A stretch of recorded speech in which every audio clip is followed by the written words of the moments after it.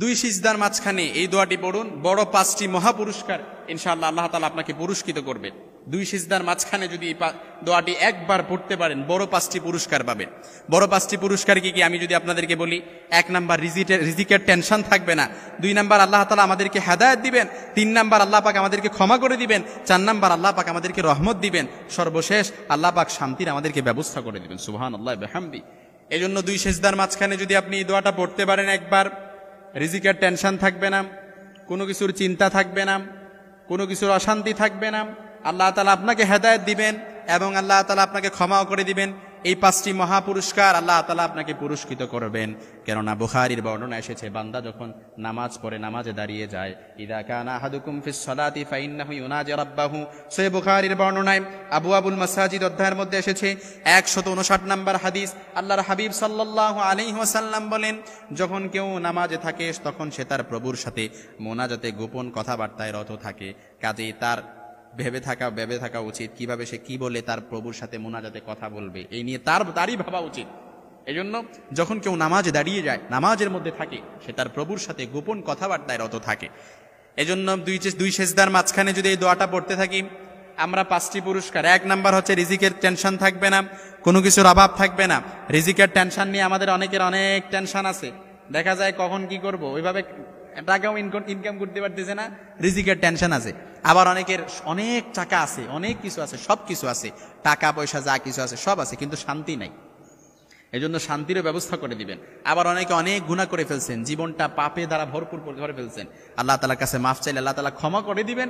এবং এই মুনাজাতের দুই সিজদার মাঝখানে যদি এই দোয়াটা পড়তে পারি আল্লাহ তাআলা তাকে হেদায়েতও দিয়ে দিবেন, এবং যেটা দিবেন আল্লাহ তাআলা তার উপর রহমত নাজিল করবেন, সাকিনা নাজিল করবেন।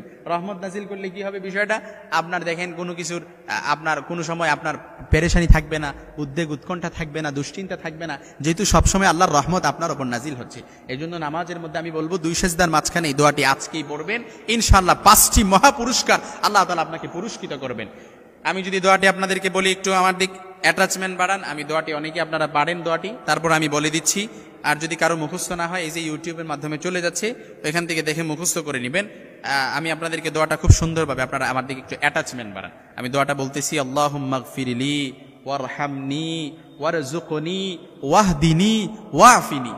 একেবারে সিম্পল একটা দোয়া। আমি আবারও আপনাদেরকে বলতেছি, আল্লাহুম্মা গফিরলি ওয়ারহামনি ওয়ারযুকনি ওয়াহদিনি ওয়াফিনি। আপনি আল্লাহকে বলতেছেন, আল্লাহুম্মা গফিরলি, আয় আল্লাহ আপনি আমাকে ক্ষমা করে দেন, আল্লাহুম্মা গফিরলি ওয়ারহামনি, আপনি আমার উপর রহম করেন, ওয়ারযুকনি, আপনি আমাকে রিজিকের ব্যবস্থা করেন, ওয়াহদিনি, আপনি আমাকে হেদায়েত দেন, ওয়াফিনি, এবং আপনি আমাকে এমন এইভাবে গোপন কথাবার্তায় যখন আপনি আল্লাহর কাছে চাচ্ছেন, এই বিষয়গুলো তুলে তুলে আল্লাহর কাছে ধরতেছেন, আল্লাহুম্মা গফিরলি, আয় আল্লাহ আপনি আমাকে ক্ষমা করে দেন, আল্লাহুম্মা রযুকনি, আয় আল্লাহ আপনি আমাকে রিজিকের ব্যবস্থা করেন, আল্লাহুম্মা রহমনি, আয় আল্লাহ আপনি আমাকে আমার উপর রহমত নাজিল করেন, আল্লাহুম্মা হদিনি, আয় আল্লাহ আপনি আমাকে হেদায়েত দেন। এইভাবে যখন আমরা আল্লাহর কাছে বেশি বেশি চাবো, গোপন কথাবার্তায় রত থাকবো, আল্লাহর কাছে এইভাবে চাবো, ইনশাআল্লাহুল আজিজ আশা করা যায় আল্লাহ তাআলা আমাদের রিজিকের টেনশন থাকবে না, রিজিকের টেনশন দূর করে দিবেন, আমাদের অভাব অনটন দূর করে দিবেন, দুশ্চিন্তা পেরেশানি দূর করে দিবেন, যত অশান্তি আছে সংসারের মধ্যে সব অশান্তি দূর করে দিবেন, যত দুশ্চিন্তা আছে, যত পেরেশানি আছে, যত বুঝাই থাকুক না কেন, সব বুঝা আল্লাহ তাআলা আমাদের উপর থেকে অপসারণ করে দিবেন। এটা ইনশাআল্লাহ আশা করা যায়।